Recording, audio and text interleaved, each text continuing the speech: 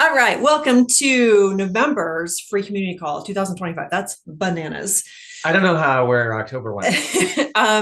So if you are watching the replay, I'm Tasha. This is Brandon, Hey, everybody. and this is what it's like to be in our community, our village membership.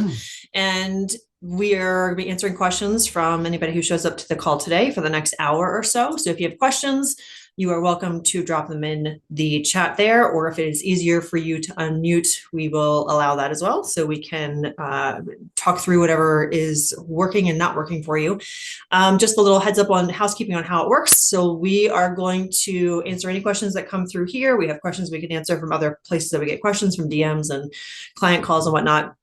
At about 25 minutes into the call, we will do like a 5-minute, less than 5-minute overview of what the village is, what it looks like, how it works, and then we move right on to the rest of the questions for the session. If there are no questions and we do not have any other extra questions to answer during the session, then we will close out and we will go on with our day and send you off with love and light and all the things that you're supposed to do when you're being nice to people.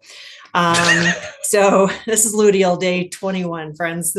We're talking no filters today. What we will do, because it's part of our practice going forward, is share just the 3 phases of the framework that we use to guide our clients from feeling frustrated that they can't be consistent, being burnt out, overwhelmed, exhausted, and kind of hiding themselves in day-to-day life from being seen, misunderstood, being frustrated with not hitting their goals. You look like you're waiting for me to say something uncanny. So here we go. Oh, this is something I didn't realize I was going to be doing. You have to keep an eye on that for me so I don't miss somebody.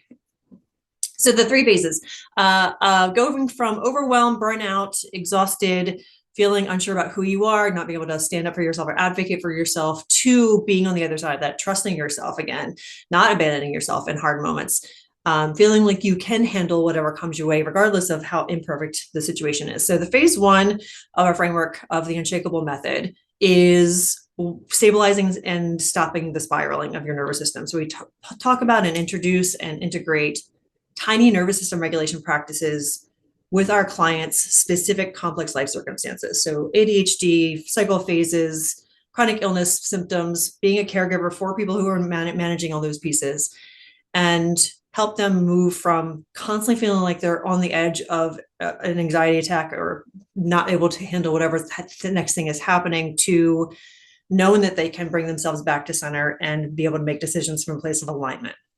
What happens after phase 1 for a lot of people, us included in this experience, is that we realize, shit, there's a bunch of stuff I didn't know about myself, and I don't know myself as well as I would like to. And so phase 2 is about identity reboot, learning who you are when you're not in survival mode, learning what it is that you like, what you don't like, how your complex life circumstances show up in your life, what it looks like for you to have ADHD, because it's not the same thing as somebody else, what it looks like for you to have a luteal phase, because it's not necessarily like somebody else.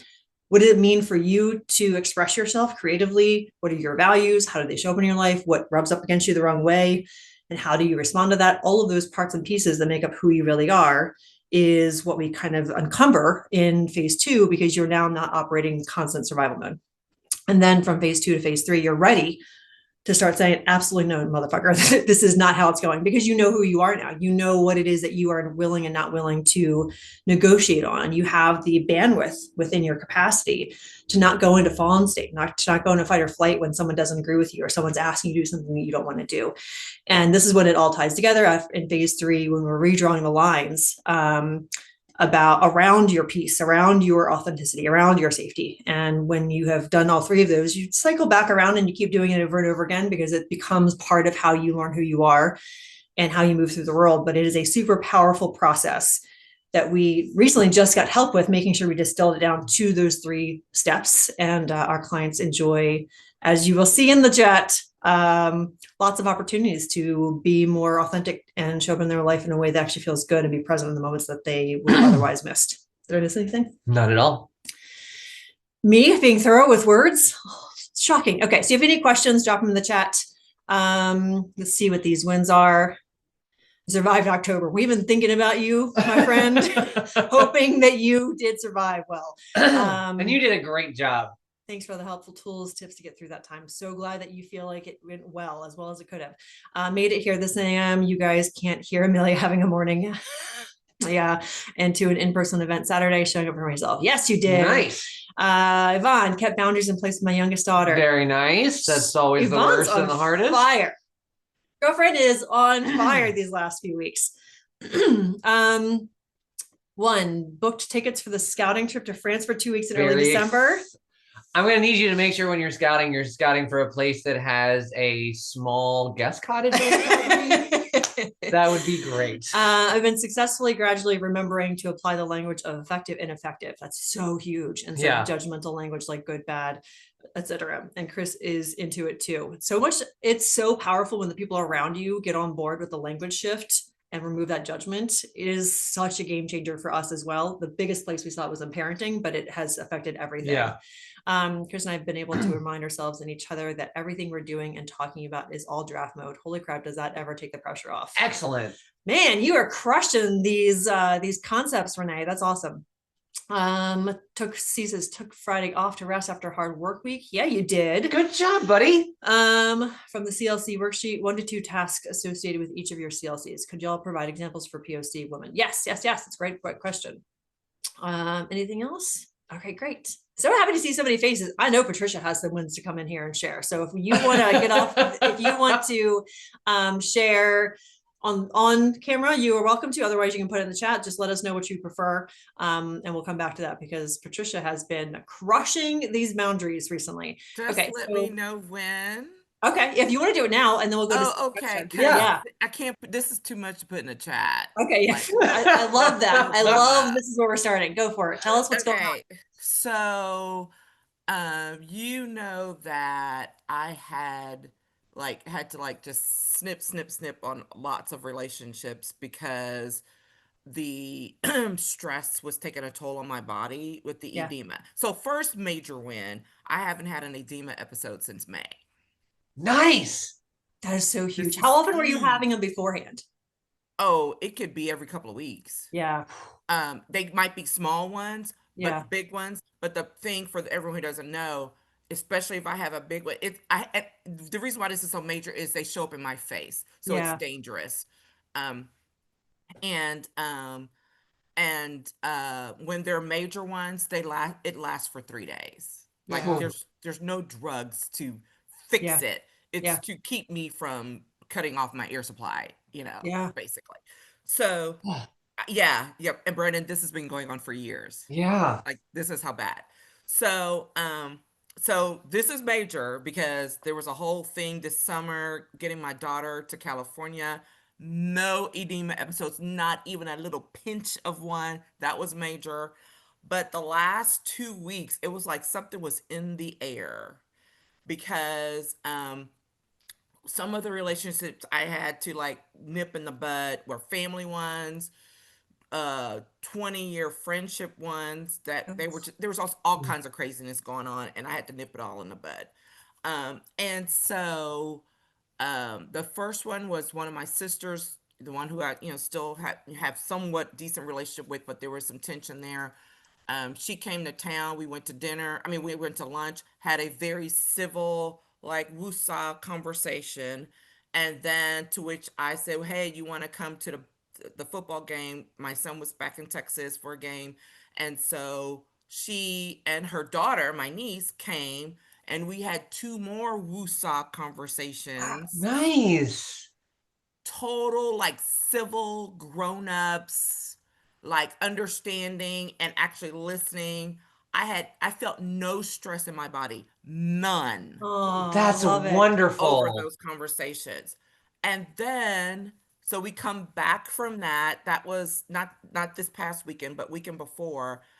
We come back from that, and on Tuesday, one of those long-term friends reached out and said, "Can we go to dinner?" And I was like, deep breaths. And we went to dinner on Friday and had a grown-up civil conversation about the status of the friendship, where we are cleared up a few things, but I was able to express a lot of the things, and we get some things, and again, no stress in my body. and it was just it was mind-boggling, especially to have that number of those things in such a short time span. Yeah. I mean, Yeah. Tasha, you know me, that would have been like so like those are so major, like they're still not even like registering in my brain. It's crazy how the felt sensation in your body is so foreign after so many decades of the anticipation and then the anxiety of actually like when is it the moment that's going to explode, especially with family of origin. We have Yes. so many generational things that are tied like deep, like genetically in our bodies, and then the person we're speaking to also does the same shit that we had to navigate plus our own lived experiences. I agree with you that like, wait, this is real. Like this is, no one's freaking out. This is going smoothly. My body is not freaking out. And the fact that you didn't have the edema episodes after these It's conversations. huge. Oh, I mean, I would have had them in anticipation of them. Yeah. Like Yeah. the stress would have gotten to me before I even had the conversation. I love it. I got no words. I was like, let me go back in my hole or whatever. Like, let me go back to fighting with the rabbits and the squirrels in my backyard. Because yeah, this was a Well, lot. In a good way. congratulations on doing the work. Like you showed up to do the hard thing over and over and over again. And you know, I'm excited for you to experience the ripple of this over the next few months, of that sense of safety. Like when your sister texts you or sister calls you, it's not just those live conversations. Right now, you know a different version of each other. That Yes. relationship has a different blanket over it that will then ripple into the other parts of your day when she calls or when you know you're going to talk. Like it's not just these moments, it's what these moments do for our freedom and our sense of relief outside of it and going forward. And I just love that you are like, wait, what? I was calm. What is this weird thing's happening? That's Yep. amazing. Yep. So, Do you have a favorite nervous system regulation practice that you do? you know, I think it's been a compilation of things. But the thing that I can note, especially since May, right? I mean, Yeah. because the year started rough. I Yeah. told you I had a major episode while Yeah. traveling to Oregon. Like Mhm. I had a major episode on the road, you know, like when we got there, that literally, technically, I probably should have gone to the hospital and I Yeah. refused. So that's another reason why this is so major, because that was in January, you know, and to reach that point. So honestly, the thing I started after in May, afterwards, I started gardening again, and that made forced me to go outside and go, you know, check the little buds and see what happened today, this morning, and then fighting with the wild kingdom in my backyard. Um, but that really created this routine for me Mm. of like literally first thing, even if I was still in my pajamas, I'm going outside to go check the plants, water the plants. I live in Texas, everyone, so like they had to be watered if they Yeah. were Yeah. gonna live. But like that became a thing, which I'm a rebel when it comes to certain routines or whatever, and especially mornings, because I'm not a morning person. I just never have been. So for me to do that, like taking time to get going in the morning, that was the other thing I'd switched. Mm. Now that I'm talking through it, Yeah. I did Yeah. not, I no longer assumed trying to get up and go. I was like, I get up, I drink my water, I make my coffee, I go check on the plants, you know, and that became the thing. And I quit fighting this, you know, oh, you should do X in the mornings. I was like, screw that. That is not me. And I save all that thought stuff in that work for the afternoons. Oh my God. That's wonderful. God, I love that for you. And that rebellion of, I know for you as well, of decades of this is the way you're supposed to do it. You Yeah. follow these rules, these systems. This is what it's always going to be. And the freedom of not having to choose that and listening to what you actually needed is what created the path to you be able to have so much regulation since May. I mean, because you listen And to so you. that No, I'm sorry. I No, was no, going just to listen to you. explain to everyone else so that they understand, because you guys know I'm a lawyer by training. So add all the rest of that craziness on top. Like I've been trained to be in fear mode my entire Yeah. life. Yeah. It's amazing. Patricia, thank you so much for coming on here and sharing that. I fucking love hearing from you in DMs anyway. And then I tell Brandon, I'm like, you're never going to believe what this woman was able to do with this time. And so we're always over here celebrating you, but being able to hear it from you and see in your face, like you look like you're glowing in a way that I don't know if I've seen make me before. cry. Genuinely. I mean, the peace you can see in your eyes and in your face. And I'm so grateful that you were able to come on and share that with the other people here too, because, you know, different people are different parts of their journey, and be able to see like it really can happen that quickly and it really can have that big of a ripple effect is so powerful. So thank you for that. I appreciate that. You didn't have to do that and you did today. So thank you for coming to share with everybody. And fucking you just crushed it. I'm so proud for you. So keep letting us know what else keeps happening, because you keep being a badass and listen to yourself, because that's never going to get old. Never, ever, ever does it get old. Oh, I love it. Okay. So from the CLC worksheet, let's answer one of the questions, and we'll have some other questions coming through. If you have questions as we are digging in, please feel free to drop them in the chat, or let us know if you need to talk through a question. We can open that up. So good to see some of our village members that haven't been here in a while too. I see you and I'm excited to see your face. Okay. So the CLC worksheet, 1 to 2 tasks associated with each of your CLCs. This is part of the process that we've been distilling in a little bit more specifically.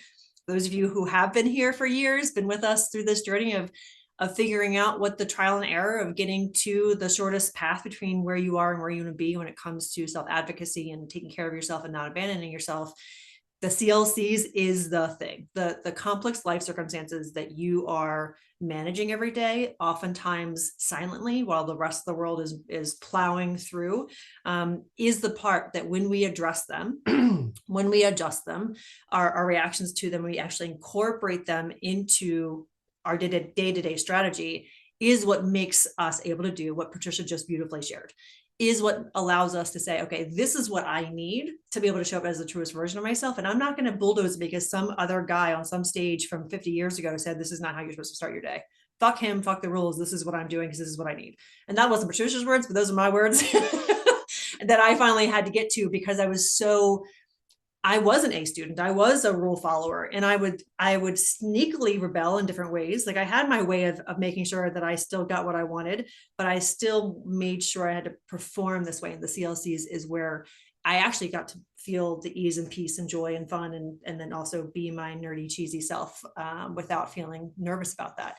So examples for POC woman.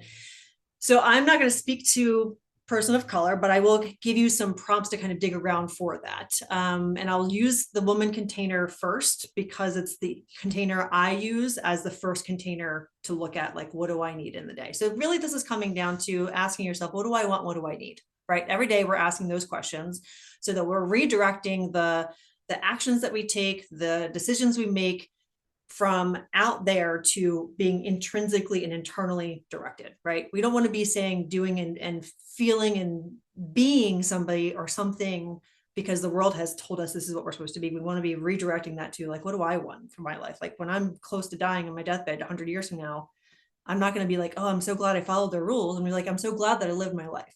So when you're looking at the day, like I'll share my today, it's day 21, right, of my cycle.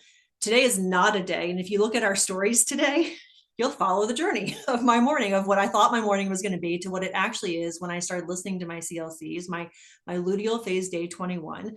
What do I need in this phase? Not to be forced to do anything, because there is zero part of me that's going to respond well to that. Not only because of the internal rebel and probably autistic avoidance issues that I have, but also because my energy and motivation does not thrive here. This is a season for me to clean up and purge and organize and nurture. I am really good at loving on things quietly in this phase.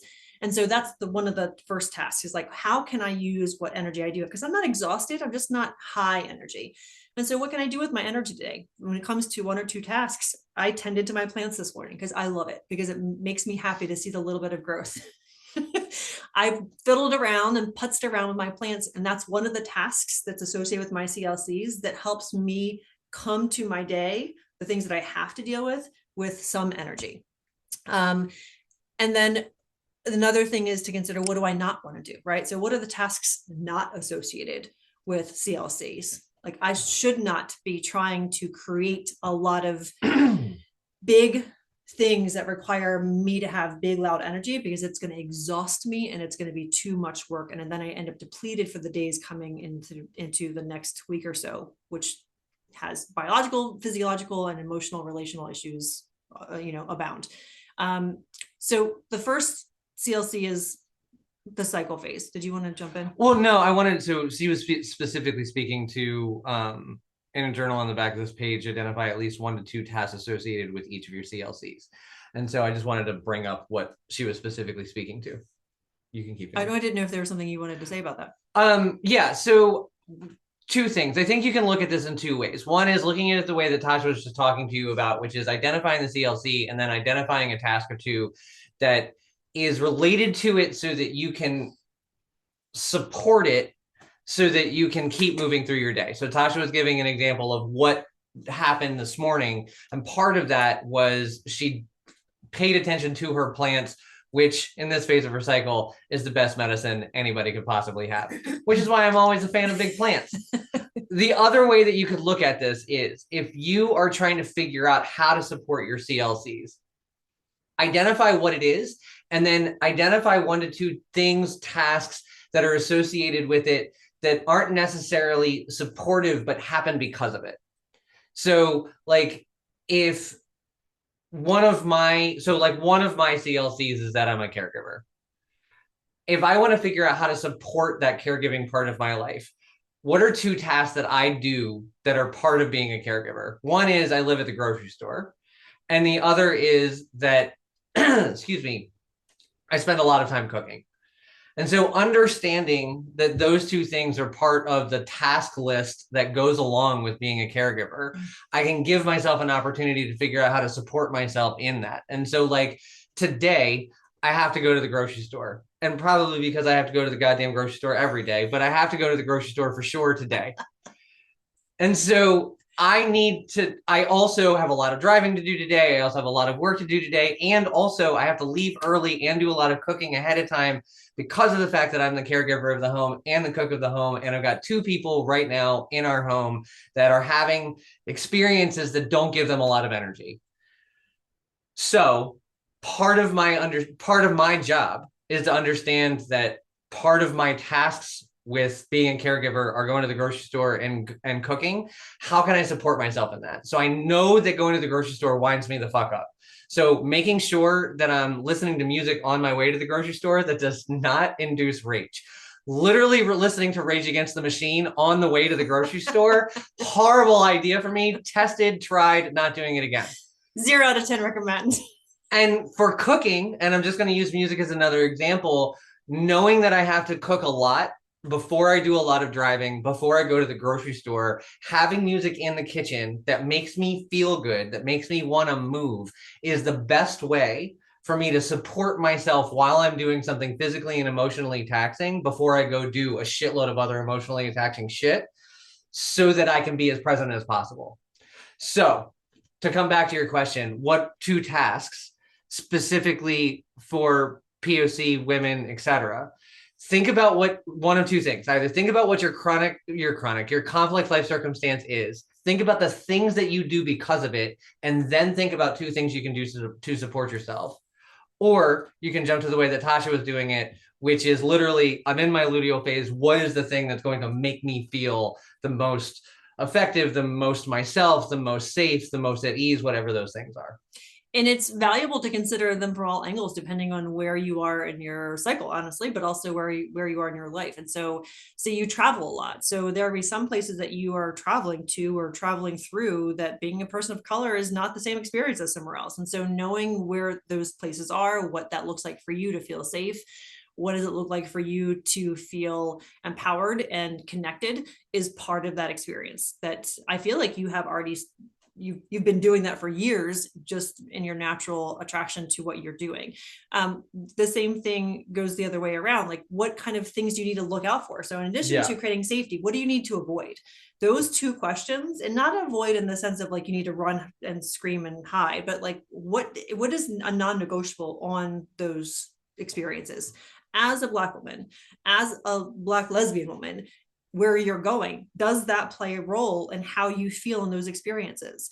And if so, then what are the things that could make it easier, make it feel more safe, feel more enjoyable, less anxiety ridden? Those kinds of things are what we're looking for, because the entire purpose of the CLC experience and the filter of looking through day-to-day life is looking at, how does this impact how I show up in my world? Like, how does this part of my complexity that the world does not acknowledge exists, does not let me live with any kind of support, how does it interact with my nervous system? So Brandon talks about all the time he takes walks at night, which is a perfectly safe thing for a person who looks like him to do. But as a female person moving through the world, I am not going to be taking walks at night by myself, most likely. That does not feel safe for me.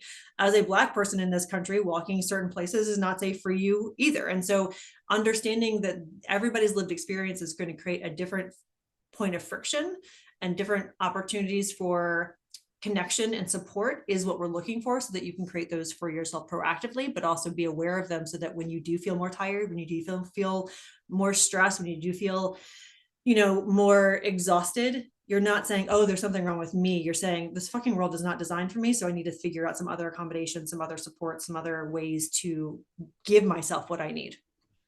Ultimately, the greater intention of that exercise, if we're really like taking all of the jargon and everything away, it's Tasha's done. Great job, see. Ultimately what it is how well can you understand yourself? And so when I gave the example of like, I need to have good music on in the kitchen while I cook. Yeah, of course I do, especially if it's a Sunday and we're all hanging out and that's a blast. But me understanding for myself, having music on in the kitchen while I cook helps just keep me calm, and honestly keeps me intuitively in the flow, which is how I cook anyway, is just a deeper way to understand myself. I'm glad you brought that part up. The flow part is CLC support is how you stay in the flow, which is where your intuition can speak to you. And so like even Tasha's example of me taking a walk in the evening. So I need to take a walk in the evening almost all the time. And we're getting into the rainy season in Portland, which means I've got to figure out some shit, because that's not always an option that I want to explore. But I have to move in the evening. And so right now it's taking a walk. One of my other CLCs, honestly, is I look like this, which means if I'm walking out late at night right now in this country, I look like part of the fucking problem. And as a queer person, I genuinely don't want to be associated with part of the fucking problem. And so on purpose, in addition to loving the color pink, I intentionally wear pink when I am taking a walk late at night. And because of that, I have actually seen the results of me being able to wear that color, be me, and see that it allows other people to feel calm when I'm around at night. I know that about myself now. And so this is really a deeper way to understand yourself and really understand these complex life circumstances of yours. So it becomes less of something that I have to fight or navigate and more of something that I understand and support myself through. Does that make sense, C? I'm pretty sure C got it a while ago, and you and I just couldn't stop talking. Nice. Not just you, all of us, you and me both. Both get excited about this. Okay, so see if you have any more follow-up questions, let us know. And the intention here too is to not get too rigid with this, so that you spend 3 hours trying to figure all this stuff out. It's just an ongoing practice, like which of these, and once you know what your CLC score is, and you know which ones are pretty consistently impacting how you move through the world. Some of us know innately, like as if you're a woman, if you're a Black person in this country, like you don't have to think about how it affects you, although it probably does benefit you to slow down, to think about how it actually feels in your body, to be in certain situations. But that, rather than just knowing that it feels stressful, or that you are in the fight or flight state, or that you end up going in fawn state, like knowing that can be helpful to proactively regulate your nervous system, which was one of the parts that is, I feel like, completely left out of the nervous system regulation conversation in pop culture. We talk a lot about anxiety support and nervous system regulation in response to stress, in response to heightened moments. But the superpower really is starting to proactively regulate your nervous system for things you know you feel stressful about.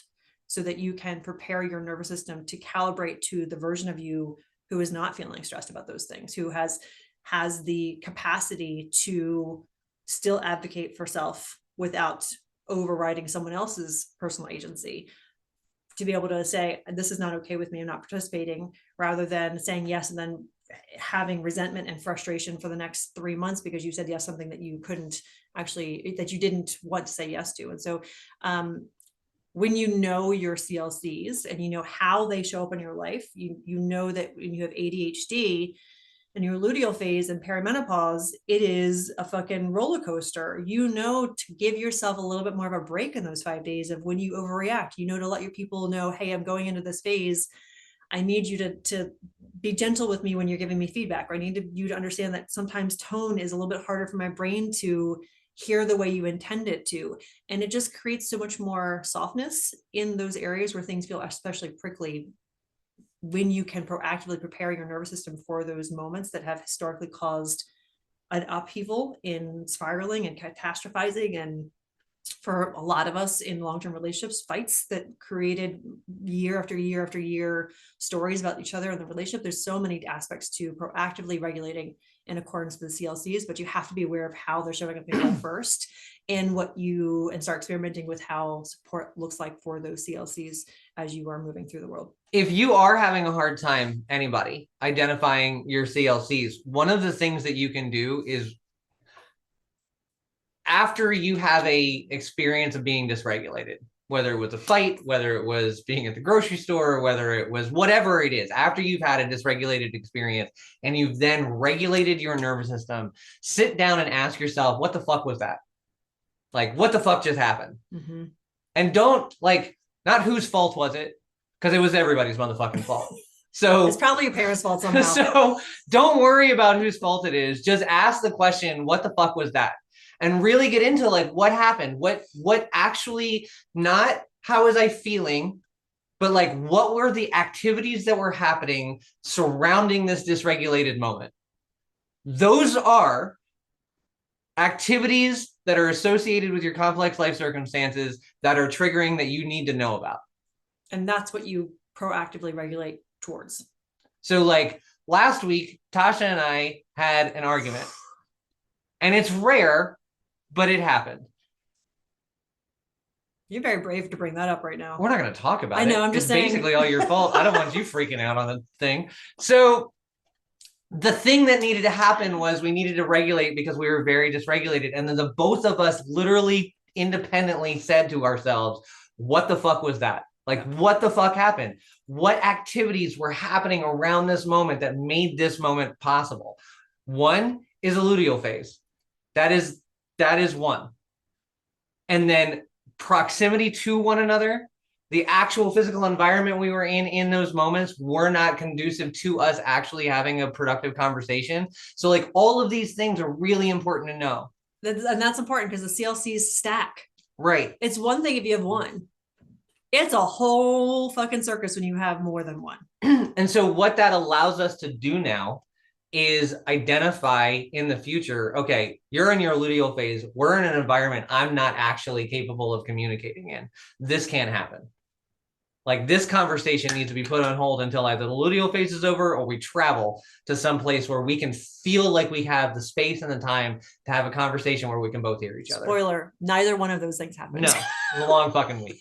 So anyway, just be able to identify after, like, if you're concerned, confused about your complex life circumstances, look at moments that were dysregulating now that you are regulated, and really just assess what was actually going on. Don't worry about the words that were said. Just think about the actual things that made up that moment so that you can start to dig into them.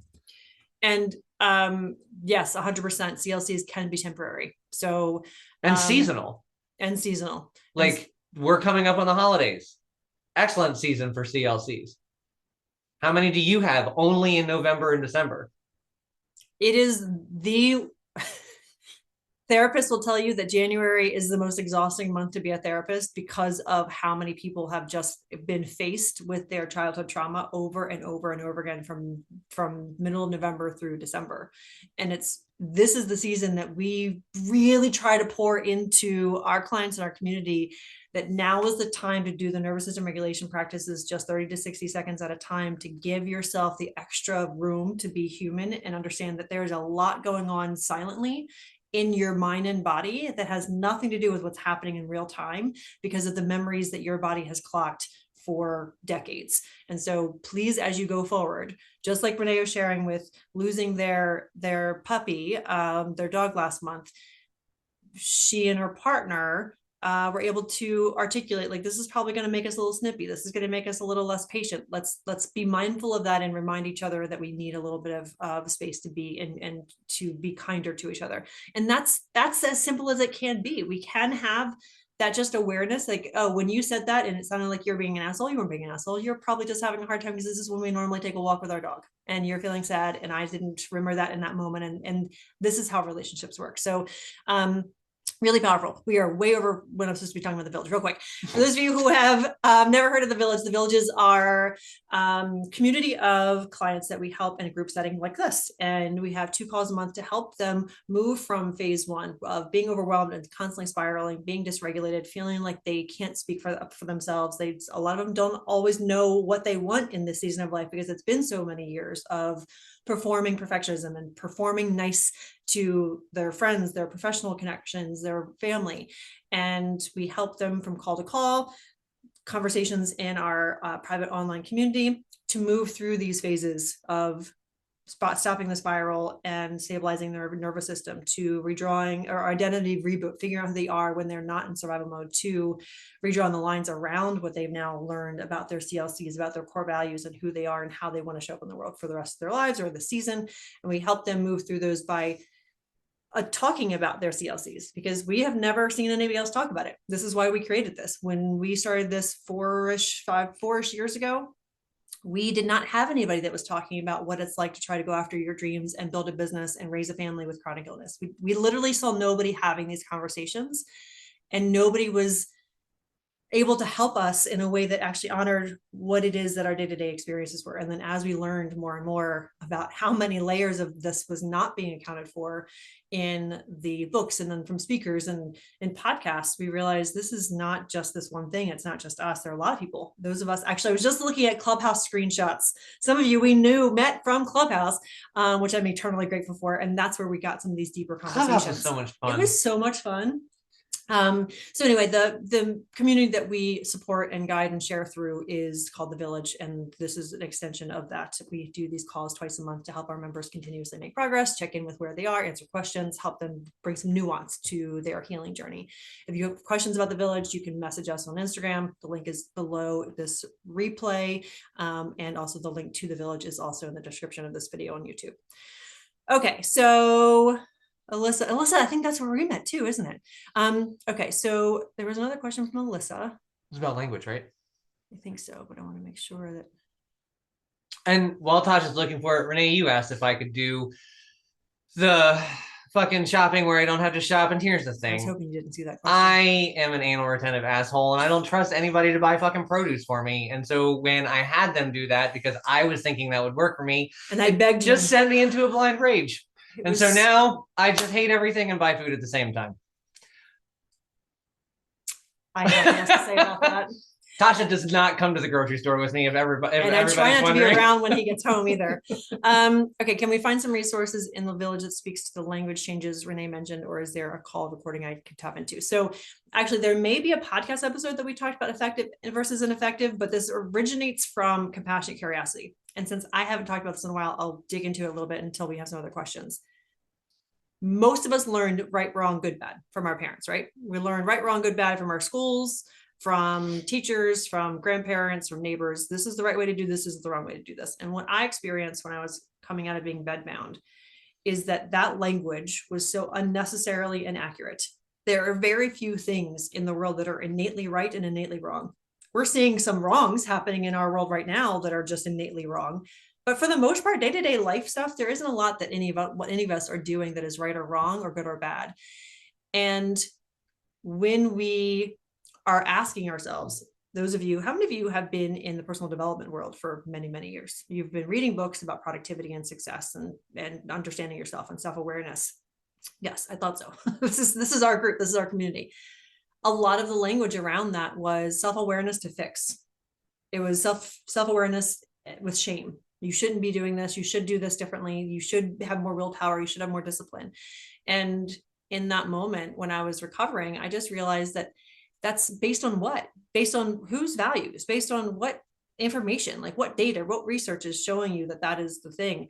And I did a little bit of deconstruction on the Puritan values that I saw kind of embodied in a lot of the laws and a lot of the structural systems.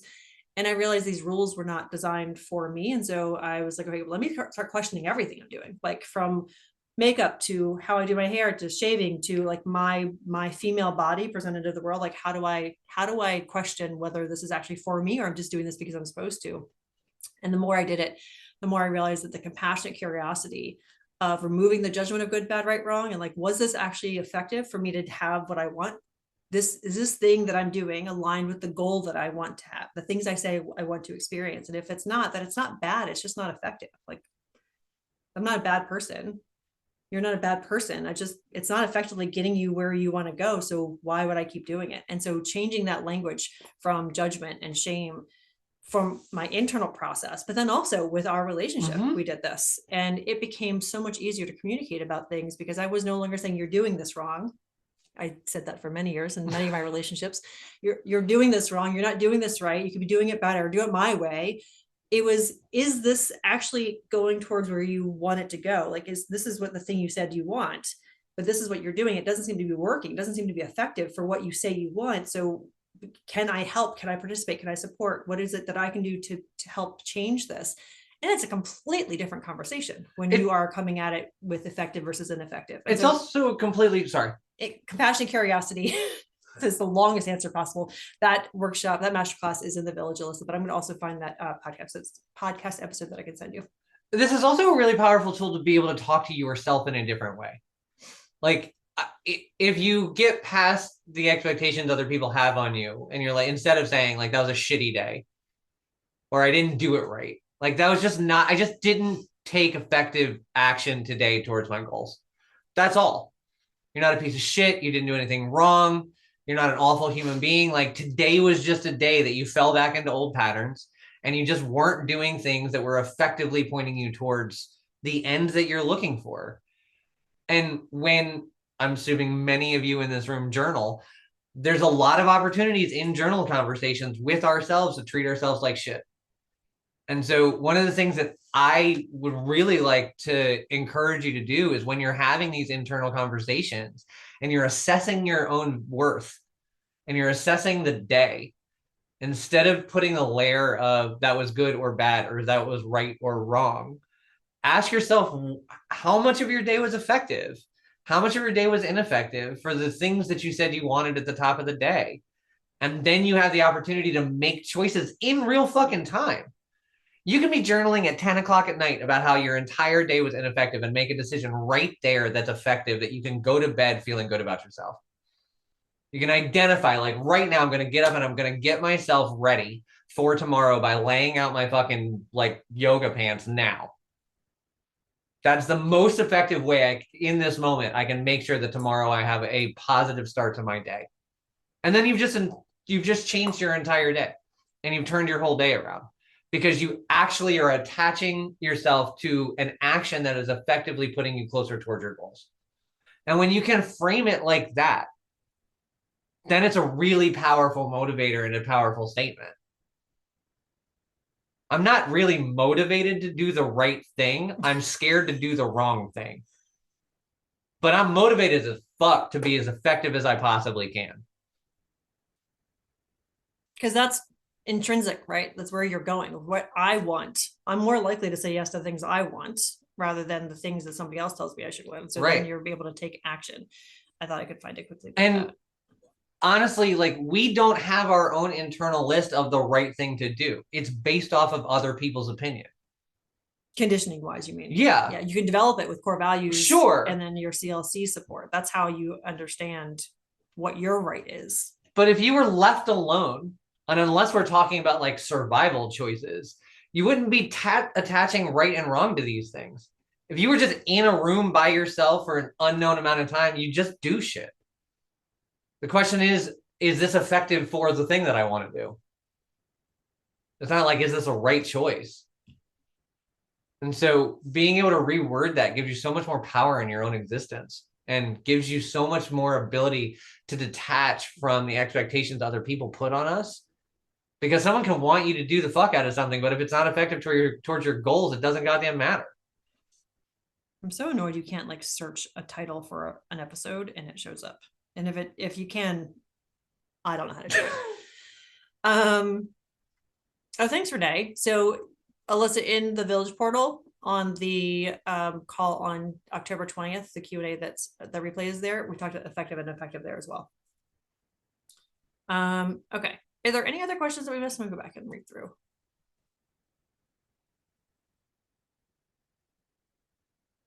More wins. So Evelyn asked, would that include divorce, even though it's been 5 years? The fact that I'm in menopause, that focus is always on my children and grandchildren, the children that I fear that will happen to me as I get older. So I'm assuming you're talking about the CLC stuff. Yes, divorce is included in CLCs for sure. So here's the thing, and you get to decide what a CLC is. Is this thing happening to most of the other people around you, and is it supported by the world that we live in?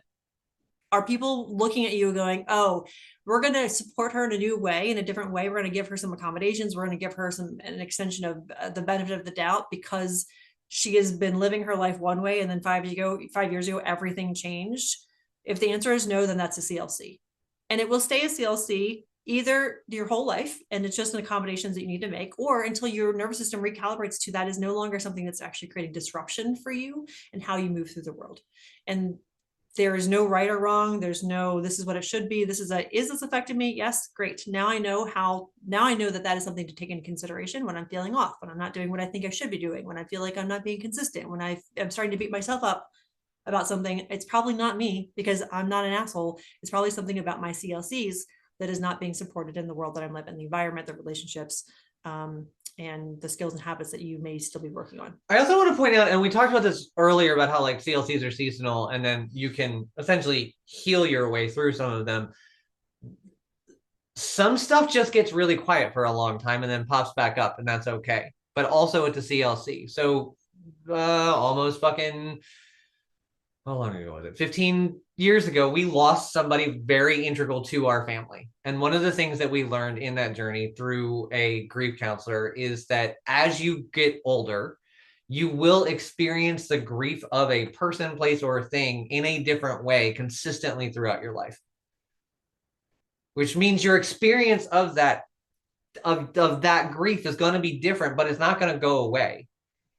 And so one of the reason why I'm bringing this up is you can have a CLC that is like divorce, that in 5, 6, 10, 20 years doesn't impact your day-to-day existence at all.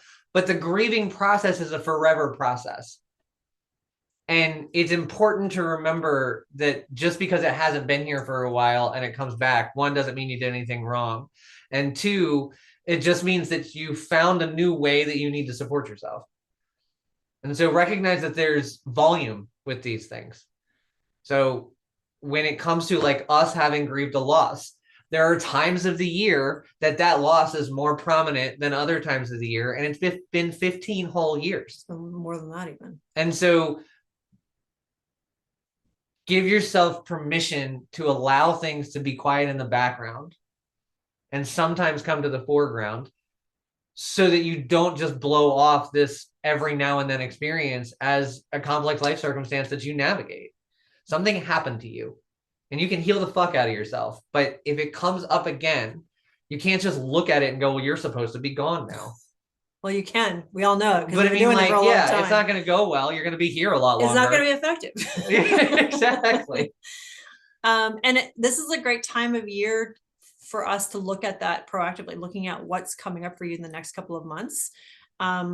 and truly looking at the village call schedule. And when you can, make it a priority to be there, because being in the space of where you don't have to perform in these old ways that have some kind of pokiness to them, it can be really helpful for your nervous system. This is a version of co-regulation, which is way more powerful than any kind of tapping, breathing, or butterfly tapping you could do. The co-regulation is how your nervous system starts to heal. I wasn't planning on talking about this today, but it's come up a couple times for me in the last couple of days, so I'm just going to share it in case one of you needs to hear it. The reason we have a lot of the fight, flight, freeze, and fawn patterns, if not all of them, is because of relationships we've been in. So I want you to think about that. The origin of and the continuation of the complex trauma that our nervous system is wired to clock, the predictive brain of this happens, then this happens, and then I need to be prepared for this, is how our operating systems have been wired for flight, fight, freeze, and fawn. The only way to heal that neural pathway is through relationships. You cannot do that no matter how many journaling prompts you do. You can't take 70,000 walks in the woods and heal that. You can do some self-healing, but the actual moment that you're going to shift over from those fight, flight, freeze, fawn patterns in day-to-day life, moving through the world where you are not in isolation, is in other relationships. And one of the core reasons that this community is so valuable and so crucial for so many of our members, and truly ourselves as well, is you get to practice being the new parts of you that you discover in a place that you know that nobody's going to judge that.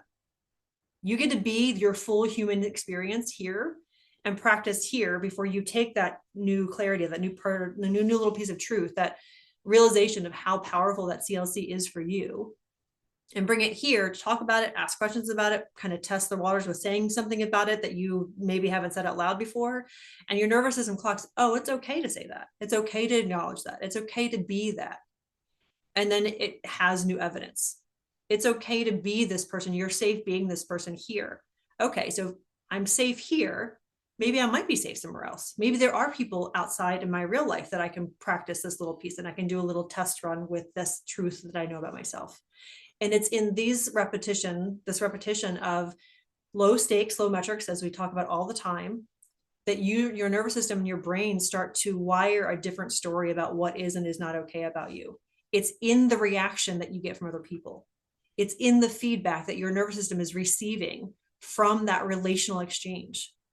And so when Lisa Feldman Barrett talks about a person is the best thing for your nervous system, and it's also the worst thing for your nervous system, it's because of that. It's because that's where our nervous systems learn these patterns. That's where they need to unlearn them. And so this is one of my biggest complaints for the self-improvement, personal development world, is it's all this incredibly independent solo work that only gets you so far. It's why so many people have been working their ass off for so long to not actually get the results that they were promised. It's the integration of these ideas of your complex life circumstances into the relationships that you interact with every day that creates the long-standing healing. Like Patricia talked about at the beginning of the call, she was able to take this awareness and the sense of calm and sense of self to these relationships. And then that relationship had no choice but to change. She's not the same person she was 2 years ago in that relationship. And because she brought something different, that relationship could have, the person on the other side, and it has happened, I'm sure, in other relationships, could have responded not excited, right? Like not receptive to this truth. And then she gets to make a decision. Well, if that can't be true for you, for me, then this needs distance. And so your body says, I'm no longer abandoning you to make them okay. I'm here. And that's what nervous system regulation proactively does as you integrate it and you layer and layer and layer, which is why the more you practice this, the more frequently you can integrate it into your day-to-day life, the easier it is for you to show up in these different micro moments of your life completely calm. And you're like, what? Wait, what? That was fine. I didn't completely melt down. I'm not needing a 3-week nap after this, because your brain and your body have collected more current data. It's not from when you were 4. It's not from when you were 12. It's not from when you were 16, being told X, Y, and Z from the different people in your life. All right.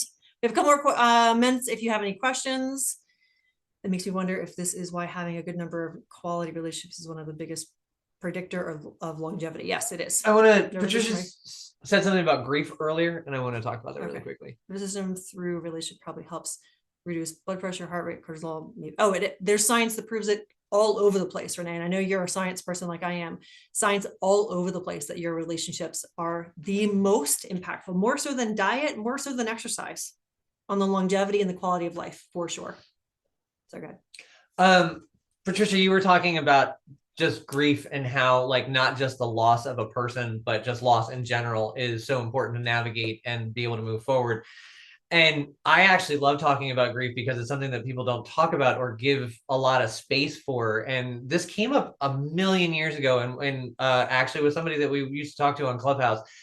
And she had actually gone through a pretty substantial loss in friendships, plural. And one of the things that I just want to offer here, and it really ties back to what we were talking to C about when it comes to like associating an action or two to your complex life circumstance.